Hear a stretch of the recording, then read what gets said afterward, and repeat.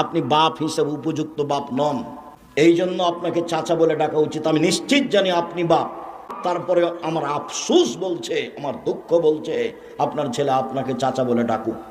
জবাব আমি দিব কেন? ওই যে ওখানে মেয়ে আপনার দোকানে বসে আড্ডা পিটছে, জিনিস কিনছে, ওর বাপ নেই, ওর ভাই নেই, ওর স্বামী নেই, ওর দেবর নেই, ওর ভাসুর নেই, ওর বোনের ছেলে নেই, ওর ভাইয়ের ছেলে নেই, ও কোন শরমে ওখানে যে জিনিস কিনে, কোন শরমে কিনে, কোন হায়ায় কিনে, কোন লজ্জায় কিনে? ওর বাপ কাপুরুষ সেজন্য যায় ওখানে, ওর স্বামী কাপুরুষ সেজন্য যায়।